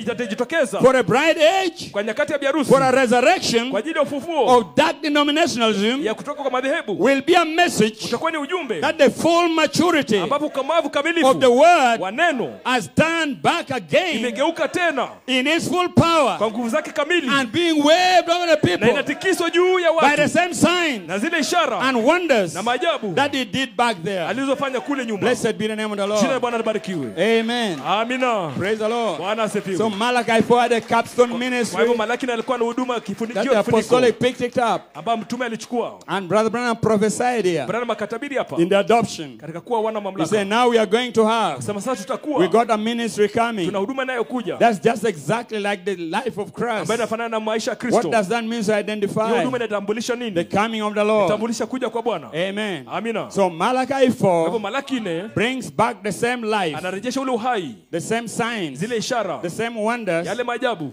by the same Spirit, kwa ule ile roho, because His Spirit, sababu roho yake Christ, Kristo brings His life analeta uhai back wake, to earth again. anarudisha ulimwenguni tena. After Malachi 4 Baada ya Malaki 4 and the apostolic echo, na mwango wa mtume, the ministry of Jesus Christ huduma Yesu Kristo still remains on the earth. bado ingali ulimwenguni. That ministry, Huyo huduma which is the life of ambayo Christ, ni uhai wa Kristo will catch the stone of power itashika jiwa la nguvu and wave it over the na people. itikise mbele za watu. According to Ephesians Kulingana 4:11, na Efeso they will do 4:11 the greater works watafanya kazi kuu by releasing the resurrection kwa power kuachilia nguvu za of ufufuo the Lord Jesus na Christ Bwana Yesu Kristo to rebuild the church kulijenga kanisa in the power of His katika Spirit, nguvu zake Not na by roho. might. Sio kwa nguvu, not by sio power, kwa uweza, but by my lakini Spirit. kwa roho wangu. Praise the Lord.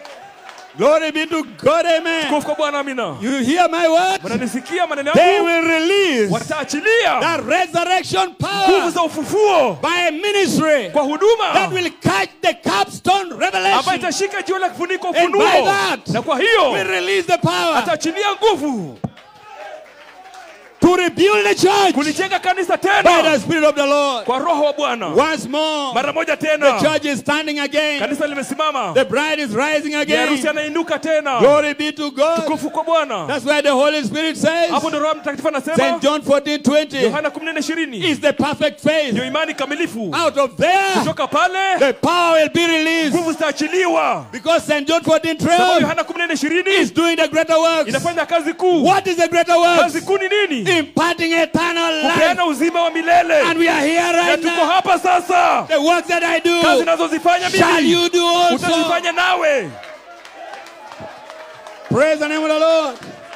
Amen. So I'm so happy Kwa hivyo today. ninafurahi leo There will be a church. kutakuwepo na kanisa Rise up from East Africa. iinuke kutoka Afrika Mashariki, Rise up from America. itainuka kutoka Amerika, Rise up from Europe. itainuka kutoka From Europa, London. kutoka London, Wherever. pali There'll popote be a church. kutakuwa na kanisa, And there is a church na kuna kanisa rising up ambapo by linainuka the power kwa nguvu of the Holy ya Spirit. Roho Mtakatifu, The same Lord. yule The Bwana, same Jesus. yule Yesu.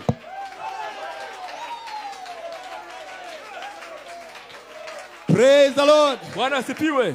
Amen. Amina. Praise the Lord. Bwana asifiwe. Amen. Amina. One of the things Mojawapo ya mambo that Ephesians 4:11 will do, ambapo Efeso he said, 4:11 they itafanya, will sema edify itawajenga, the church, right? itajenga kanisa, Amen. sawa, For the perfection of the kwa church. ajili ya kukamilisha kanisa, Amen. For the work of the kwa ministry. kazi ya huduma, The means of Jesus huduma Yesu Christ. Kristo, And edification. na kujengwa. They will edify the church. Watajenga kanisa. And I was looking at the Greek word. Nilikuwa tazama neno la Kiyunani, That word hilo edify. neno la kujenga It comes from a Greek Greek word inatoka kwa neno ya which Kiyunani is called oikodame. ambayo inaitwa oikodame, Something like that. kitu kama hicho. And this is what it means. Inamaanisha hivi, The act of building. tendo la kujenga, Building up. kujenga, Edifying. kujenga, Edification. kujengwa, The act of one who promotes another's growth tendo ya ule mtu ambaye analeta in kukua kwa Christian wengine wisdom, katika hekima ya in Kikristo, happiness and in katika holiness. furaha na utakatifu. Amen. Amina. Not by power, Sio kwa nguvu, not by might, sio kwa uweza, but by my lakini spirit. kwa roho wangu I will rebuild the church. nitalijenga kanisa tena. Hallelujah. Hallelujah. Praise. So how could the church be Kwa there? hivyo kanisa litakuwaje pale? It was word, word, word. Ilikuwa tu ni neno neno. But now the ministry of Lakini the sasa Spirit huduma ya roho from Ephesians kutoka 4:11 Efeso 4:11 releasing the Holy Spirit itankisha Roho Mtakatifu upon the juu people ya watu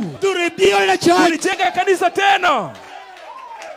Praise God, Bwana amen. asifiwe, amina. Oh, hallelujah. Haleluya. Blessed be the name of the Jina la Lord. Bwana libarikiwe. Glory be to God. Tukufu kwa Bwana. Amen. Amina.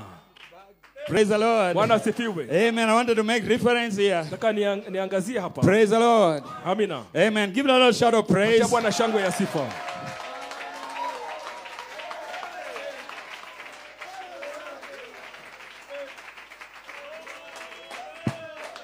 Praise the Lord. Amen. Amina. Glory, you love the Lord? Nampenda Turn Bwana. around, greet your brother. Geuka msalimu ndugu yako. Praise God. Bwana asifiwe. Thank you.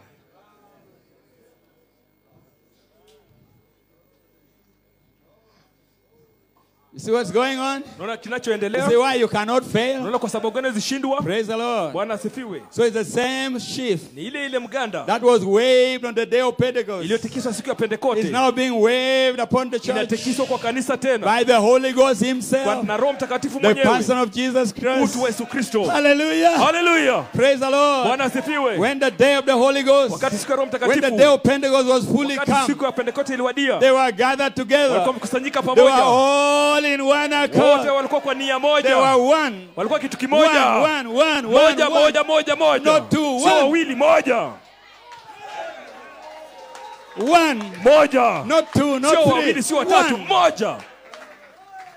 Glory to God, Tukufu kwa amen. Bwana, amina. Blessed be the name of the Jina la Bwana Lord. libarikiwe. Oh, I thank the Lord. Namshukuru Mungu. Praise the name of the Lord. Bwana asifiwe. Amen. Amina. Glory. Tukufu. So listen to what what Brother Coleman said Sikiliza here. ndugu Coleman anayosema hapa. Praise the Lord. Bwana asifiwe. Amen. He's talking about the dynamics, mechanics. Nazungumzia kuhusu nguvu na mitambo. Amen. Amina. And Elijah, Na Eliya he waved the successive steps. aliyefuata hatua zinazofuatana. The word Neno over us. juu yetu. Praise the Lord. No, it's not this. It's this one. I'm sorry. Samahani. I got the wrong one. All right. Praise the Lord. Bwana asifiwe. He's talking about the capstone ministry. Nazungumzia huduma juu la He kifuniko. said, praise God. Sema Bwana Listen to his words. Sikiza neno yake. This great Huyu apostle. mtume mkuu. He said the capstone ministry. Huduma juu la kifuniko.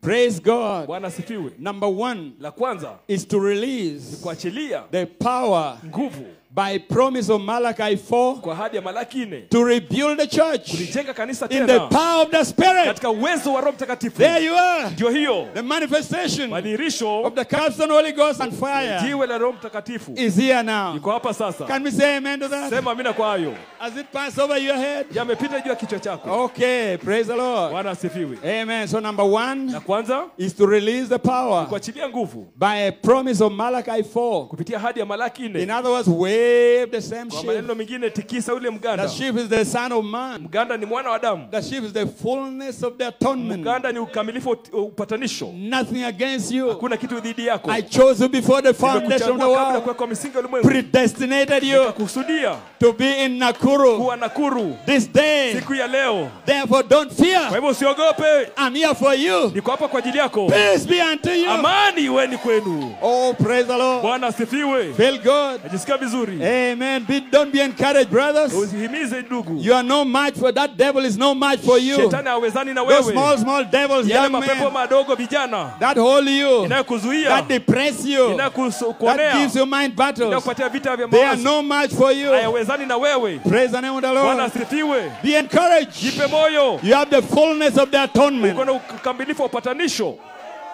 Praise the Lord. Bwana asifiwe. And is here Na yuko hapa as your possession kama mali yako in the new land. katika nchi mpya. Oh, praise the Lord. Bwana asifiwe. Okay, to rebuild the church in the power of the Spirit. Jenga kanisa tena katika nguvu za Roho. Number 2, La pili, then the capstone manifestation kisha jiwe la kifuniko la madhihirisho seals up the 7 virtues inatia muhuri sifa 7 by charity for adoption. na upendo kwa ajili ya kuwa mwana And mamlaka. then the 7 virtues Kisha sifa 7 will be sealed up zitatiwa muhuri by the capstone fire. kwa moto wa jiwe la kifuniko. Amen. Thereby putting the cap Kiweka kifuniko on the pyramid juu ya piramidi to catch the headstone kushika jiwe la for the kilele resurrection. kwa ajili ya ufufuo. For they without us Sababu wao pasipo sisi have not made perfect. hawezi kamilishwa. But remember, Lakini kumbukeni, in this room, katika hiki chumba somebody mtu fulani is going to catch the headstone. atashika jiwe la kilele.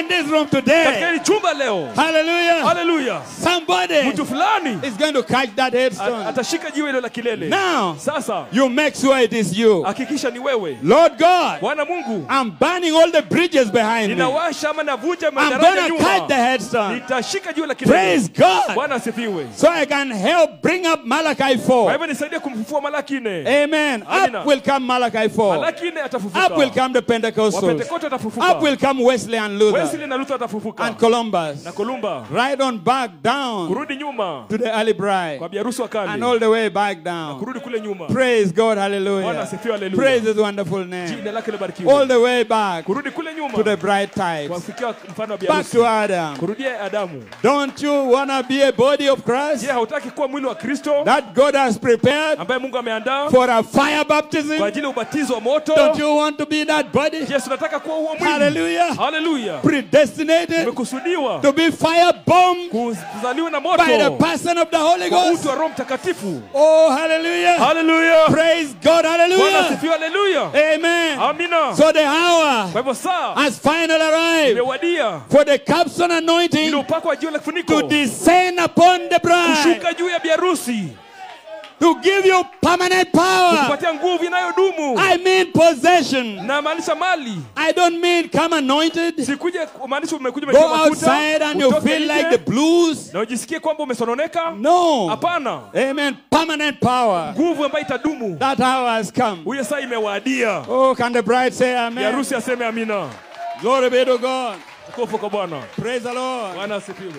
Amen. Amina. Is your faith coming up? Je, imani yako inainuka? Coming up, coming up, coming up. Inainuka, inainuka, inainuka. Coming up, coming up, coming Inainuka, up. inainuka. Glory be to God. Tukufu kwa Bwana. Praise the Lord. Bwana asifiwe. Amen. Amina. So let me say this and I wind down. Wacha niseme haya na nimalizie. Amen. Now Amina. I'm going to drop off something here. Tangusha jambo fulani hapa. Amen, Brother Julius. Amina ndugu Julius. I'm going to drop a bomb here. Tangusha bomu hapa. Are you ready? Mko tayari? Then you will know Kisha mtajua why this thing must happen. kwa nini ile jambo lazima Then you will know litendeke. why the fire is going to fall. Kisha utajua kwa nini moto lazima ushuke. Devil or no devil, Shetani ama kuna shetani. the Holy Ghost is going to Roho fall. Mtakatifu ataenda kumiminika. Amen. Amina. Amen, ministers. Amina wa huduma. Put fire in the church. Weka moto kanisani. Don't preach legalism. Usilete sheria. Preach the atonement in fullness. Hubiri upatanisho kwa ukamilifu. Wave that shift. Peperusha ama Catch it from the tikisa fivefold mkanda. ministry. Kwa huduma tano. It is the word of the Lord. Kuna Bwana. Take it back home. Irudishe nyumbani. Wave it over the people. Tikisa kwa watu. Watch the church. Angalia kanisa. Rise up in the power Likiinuka katika nguvu of the Holy ya Spirit. Roho Mtakatifu. Praise the Lord. Bwana asifiwe.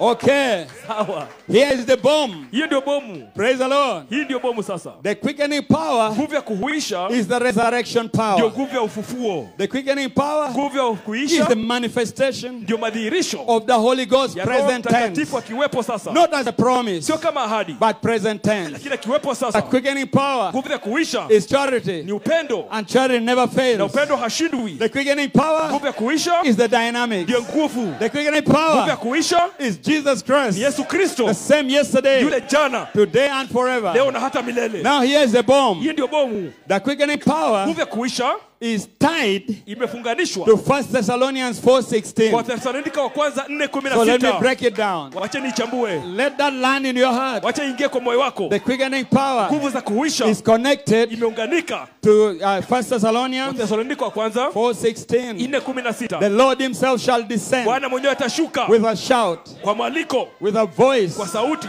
with a trump, kwa baragumu, then who are alive kisha sisi tulio shall hai be changed tutabadilishwa by the quickening kwa power. nguvu za kuhuishwa. Hallelujah. Haleluya! In a twinkle of an eye. Kwa kufumba And we macho will go home. na tutende nyumbani. Praise the Lord. Bwana asifiwe. So this has got to happen. Hili lazima itendeke. This that I'm preaching Hii mbane na hubiri will happen. itatendeka. Devil or no devil. Shetani ama kuna shetani, Somebody will catch mtu it. fulani ataishika. Amen. Amina. So Romans 8:11. Warumi 8:12. But if the Spirit, Ikiwa roho, now I'm going to strike my inspiration, tena kufikia uvuvio wangu, preserving you blameless, kukuhifadhi Your pasipo na soul, lawama, nafsi yako, your spirit, roho yako and your body, na mwili wako preserved blameless umehifadhiwa pasipo lawama unto the rapture. hadi kufikia Amen. unyakuo. So here now we Kwa go. hivyo hapa tunaenda. Amen. Amina. Romans 8:11. Warumi 8:11. But if the Spirit Ikiwa ile roho of him that raised up Jesus ya yeye aliyemfufua Yesu from the dead dwell in you, kutoka wafu iko ndani yako, he that raised up Christ from the yeye dead aliyemfufua Kristo kutoka shall wafu also quicken your mortal body atahuisha mwili wako huu wa by kufa his Spirit that dwelleth in you. kwa roho yake anayekaa ndani yako.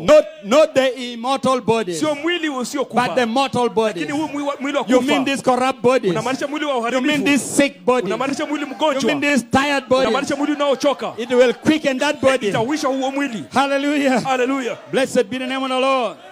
Amen. Haleluya. Praise the Lord. Bwana asifiwe. So here is the connection. Hii ndio kuunganika. It's the seal. Hii muhuri ya Pasaka. Amen. Paragraph 113. Aya 113. This quickening power Hii nguvu ya kuisha brings your body inaleta mwili wako into a raptured condition katika hali ya kunyakuliwa already. tayari. Blessed be the name of the Lord. Jina Bwana libarikiwe. Praise God. Bwana asifiwe. Hallelujah. Haleluya. And then 1 Thessalonians 5, Wathesalonika kwanza 5:23. 23, it says, and the very God of peace Sema ule Mungu wa amani sanctify you wholly. awatakase. And I pray, God, Ninaomba Mungu your whole spirit, roho yako yote, your soul, nafsi yako, your body mwili wako be preserved blameless uhifadhiwe pasipo lawama unto the coming of our Lord hadi Jesus kuja Christ. Bwana Yesu Kristo. Amen. Amina. Now this Sasa haya in itself yenyewe will give you faith itakupatia imani to move with God. kutembea na Mungu, Faith imani to turn your eyes kugeuza macho yako away from those backslidden women, kutoka kwa wale wanawake naked waliorudi women on nyuma, the streets. wanawake uchi kwenye barabara. Faith Imani to confess. kuungama. Amen. Amina. My Father dwells in me. Baba yangu anakaa ndani yangu, Not only in my soul, sio katika nafsi yangu tu, not only in my spirit, sio katika roho yangu, but this body here hata huu mwili belongs to Him. ni wake. Can we say amen? Tuseme amina. We are getting rid of unbelief, Tunatoa kutoamini, getting rid of sin, tunatoa dhambi, putting you in a condition tunakuweka kwa to hali receive the ya power, kupokea nguvu, quickening power. nguvu za kuisha. It's going to happen. Itatendeka, It must happen lazima itendeke, because God said so. sababu Mungu amesema hayo. Praise the Lord. Bwana asifiwe. Amen. Amina. So listen to this. Sikiza haya. Praise the Lord. Bwana I asifiwe. will go through this. Sasa mtapitia haya, But the message, blessed are the people. lakini ule ujumbe heri wale watu. I was jumping and shouting. Nilikuwa narukaruka Last Sunday, Jumapili iliyopita, amen, I was making reference nilikuwa nazungumzia that your body is not shark. kwamba mwili wako sio makapi, Your body is seed. mwili wako ni mbegu. Now listen. Sikiza. Amen. The other day, Siku nyingine, God bless Brother Eli. Mungu akubariki ni kweli. I was saying Nilikuwa nasema the germ is in the seed, chembe right? chembe iko ndani ya ile mbegu, And the seed is the word of na God. mbegu ile ni neno la Mungu. So the word of God comes to Kwa you hivyo neno la Mungu linakujia as a seed. kama mbegu, And then the Holy Ghost busts open that seed. kisha Roho Mtakatifu analipua ile mbegu, Then here comes the baptism of the Holy kisha hapa Ghost. kuna kuja ubatizo wa Roho Mtakatifu, Germ life. chembe chembe ya uhai. But now, Lakini sasa I'm going a step further. enda hatua nyingine. When you receive the word, Unapopokea neno, your body mwili wako becomes the mechanics of the word. unakuwa ndio mitambo ya neno. The word made flesh. Neno limefanyika mwili. Oh, I expected a shout. of Natarajia praise. kelele hapo na sifa.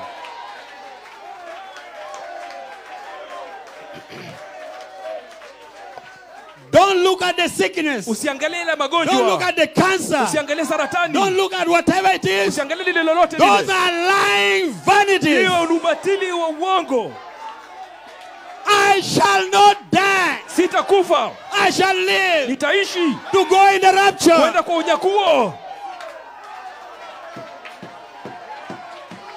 You are not shark. Wewe sio makapi, You are seed. wewe ni mbegu, The mechanics of the word. mitambo ya neno.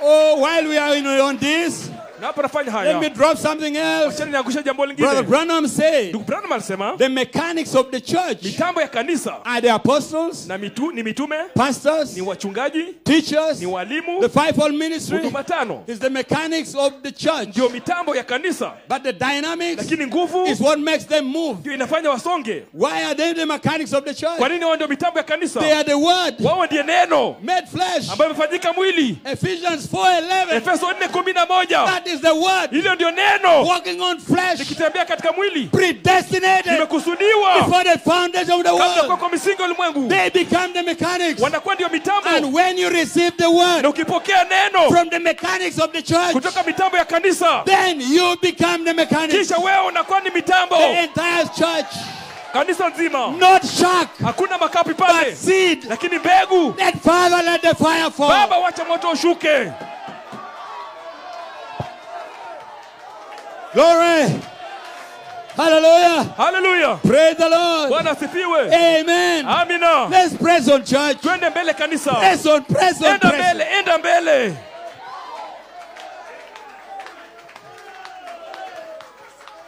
We're almost there. Tuko karibu kufika. Praise the name of the Lord. Bwana asifiwe. We're almost there. Tuko karibu I kufika. was writing to the ministers. Nilikuwa nawaandikia huduma. I was saying the revelation Nilikuwa naambia ufunuo of the Godhead ya uungu is the highest. ndio ya juu sana. We can't go above that. Hatuwezi enda zaidi ya hiyo. There's nothing else to unfold. Hakuna kitu kingine cha kujifunua. The only thing Jambo la is pekee a ni manifestation. madhihirisho tu. That's why the message Ndiposa ujumbe is going back to the Jews. unawarejea Wayahudi Because we have reached the end. sababu tumefikia mwisho.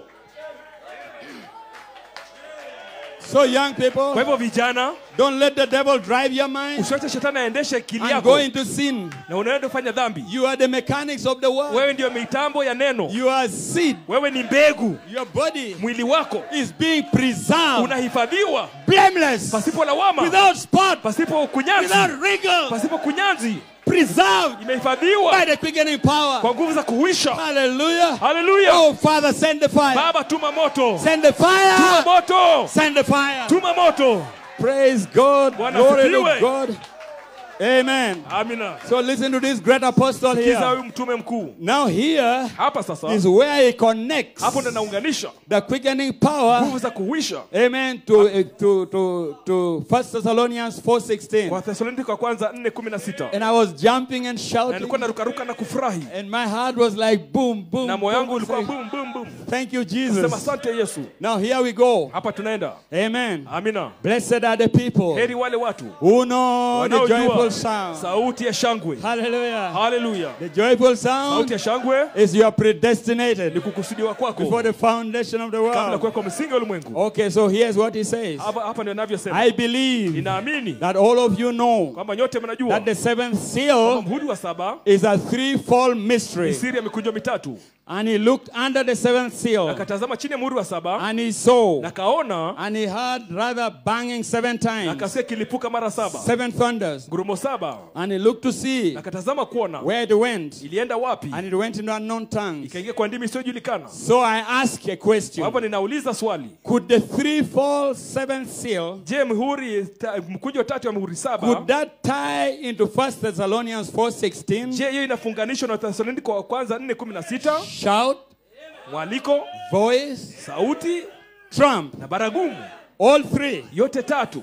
Amen. Amina. Is that what is going on here now? Hicho ndio kinaendelea sasa. Amen. Are we connecting now to the middle part? Tunaunganika katika ile sehemu ya katikati. And I was talking about the voice of the Alikuwa archangel. anazungumzia sauti ya malaika mkuu. Number 1, La kwanza, shout, mwaliko, 7 seals, muhuri saba, 7 thunders. ngurumo saba. What is that? Hiyo ni nini? That represents your soul, Inawakilisha nafsi yako because hiyo. there's a seed in your Sababu kuna soul. mbegu katika nafsi yako. Number 2, La pili, voice of the archangel. sauti ya malaika mkuu. This represents your spirit. Inawakilisha roho yako. And say, I should put it this way. Sema wacha niweke The hivi. 7th seal, Muhuri wa saba, maybe you will understand it this labda way. utaifahamu hivi. The 7th seal is a claiming Muhuri seal. wa saba ni muhuri wa kudai. It claims you. Inakudai. It claims your soul. Itadai nafsi yako. It's gonna claim your spirit. Itadai roho It's yako. gonna claim your body. Itadai mwili wako. Sure. Sure.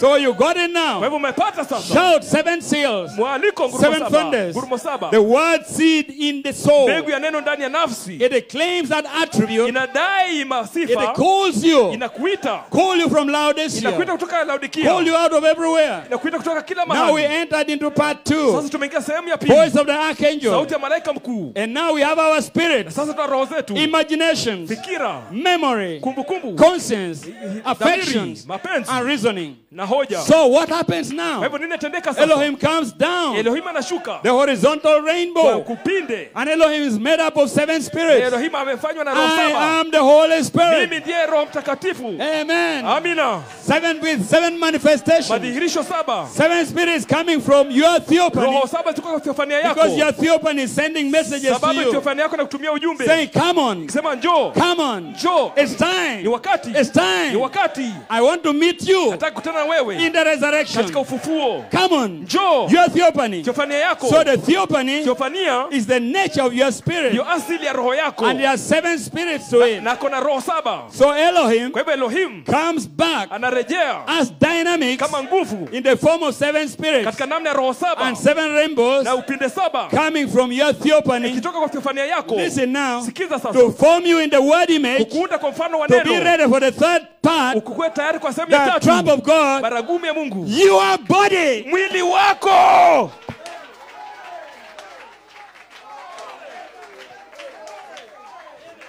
Tell me, Niambie. how does he claim your body? Inadai aje mwili By wako? fire. Kwa moto.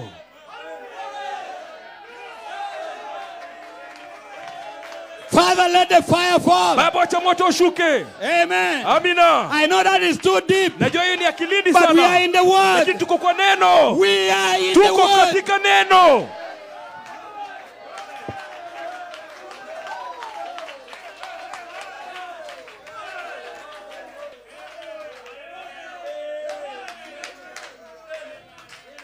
Blessed be the name of the Lord. Jina la Bwana Now libarikiwe. listen to Malachi 4 Sikiza here. Malaki 4 sasa. Amen. And then you will catch what he's trying to say. Utapata nayo jaribu What I'm kusema. trying to say rather. Hapa na nayo It jaribu is the kusema. rising of the sun. Kuchomoza kwa jua. Paragraph 293. Aya As I 239. see you putting down scriptures. Sema unaona anaandika maandiko. All right, put down first Thessalonians Sawa, 4:16. weka Wathesalonike wa kwanza 4:16. Amen. Then he's saying, notice how beautiful Nasema naona ilivyo nzuri. the saints, Watakatifu them that sleep in Christ, na walala katika Kristo will God bring with him. wataleta. See saints in the grave, Watakatifu walio kwa kaburi resting wanapumzika like Elijah was, kama Elia alivyofanya. some like Elisha Wengine was. kama Elisha. Some of them be quickened, Wengine watahuishwa. some will be taken, Wengine watachukuliwa. some will be in the grave. Wengine watakuwa kaburini. They will go with him. Wataenda naye. Listen to his words. Sikiza maneno yake. The trumpet of God Baragumu ya Mungu shall sound, italia. and the dead in Christ Wafu katika Kristo shall rise first, watafufuka and kwanza. we will are alive Sisi tulio and hai remain na tuliobakia shall be caught up together with them tunyakuliwa pamoja na to wao. meet the Lord in the air. Kutana Bwana katika The anga. quickening power Nguvu za kuhuisha on the living, walio kwenye and the wahai. quickening power Nguvu za kuhuisha on the dead. na walio wafu pia. And somebody say Mtu amen. aseme amina.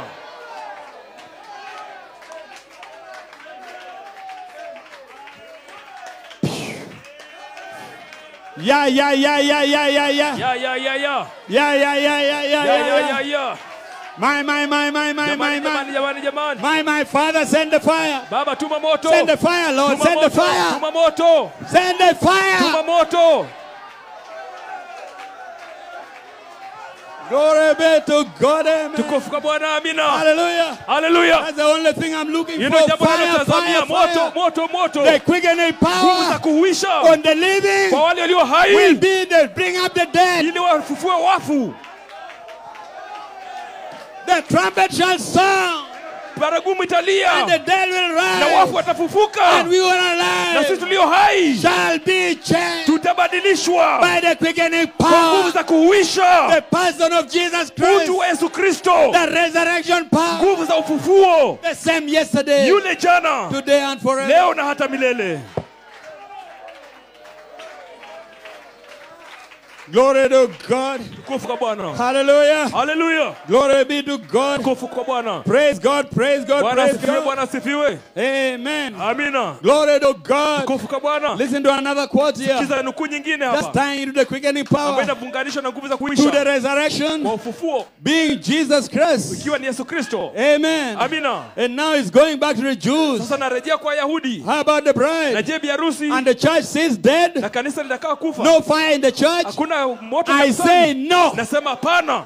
I say no. Nasema hapana. There is a bride somewhere. Kuna biharusi mahali fulani.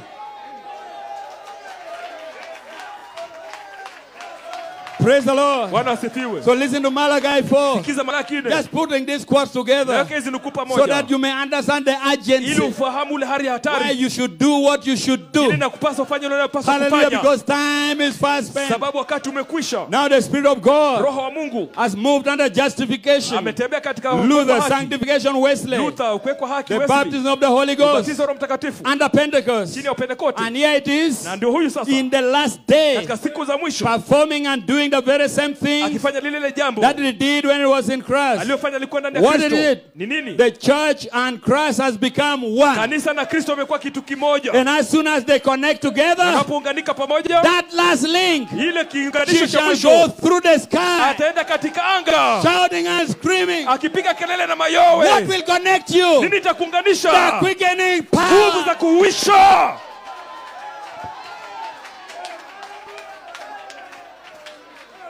You are the last link. Waende kiunganishi cha Can we mwisho. say amen? Tuseme amina. Can you give a shout of Patie praise? sangu ya sifa. Glory be to God. Tukufu kwa Bwana. Up will come Wesley. Wesley atafufuka. Up will come Luther. Luther atafufuka. All the rest of them back in those Na days. wengine wote katika zile siku. He that is first will be last. Yeye alikiwa mwanzo atakuwa He that is mwisho. last will be Yeye first. wa mwisho atakuwa And kwanza. there will come a Na resurrection. kutakuwepo na ufufuo. That's why we are preaching the quickening Ndipo power tunahubiri nguvu za as the ufufuo resurrection na power nguvu za ufufuo of the person ya utu of Jesus wa Christ Yesu Kristo coming to you. ikikuja kwako.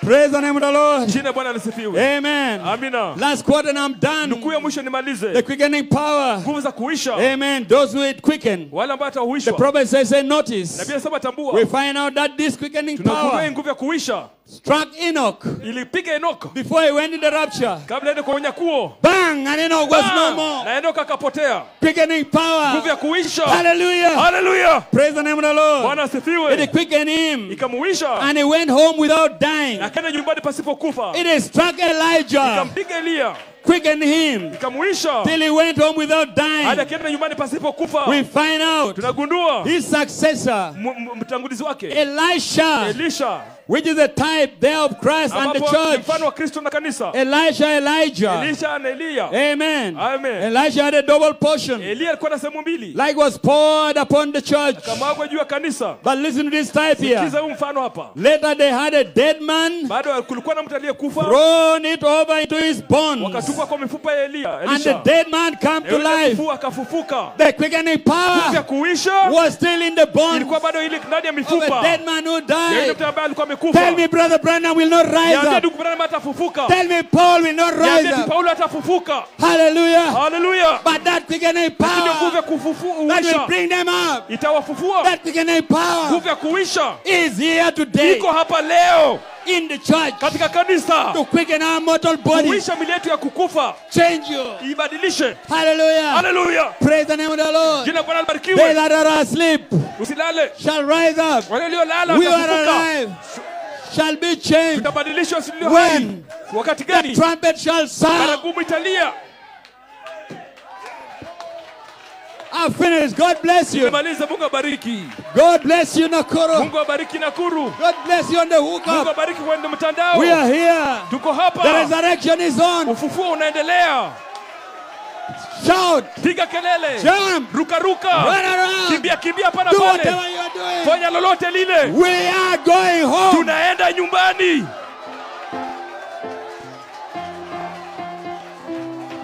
We We want to dance and shout. Nataka kucheza cheza na kuruka Hallelujah. ruka. Hallelujah. Take the revival home. Rudi na uamsho nyumbani. Put the church on Weka fire. kanisa kwa moto. Praise the Lord. Bwana asifiwe. And may the quickening Hebu power nguvu za kuisha come upon the ministers. kuja juu ya huduma. Amen. Come upon the Amina. Lord. Kuja ndio May the quickening power nguvu za kuisha come upon the whole church kuja juu ya kanisa nzima of the living ya God. Mungu aliye hai. Praise the Lord. Bwana asifiwe. Hallelujah. Hallelujah. Give the Lord a shout. Patia Bwana shangwe ya sifa. I've finished. Nimemaliza. Praise the Lord. Bwana asifiwe. Amen. Amina. I'm going back. Narudi Pressing. kihubiri. Brother Julius, Ndugu Julius. we want to hear revival in Nataka kusikia Nakuru. uamsho hapa Nakuru. You ministers. Nyinyi wa huduma. Hallelujah. Hallelujah.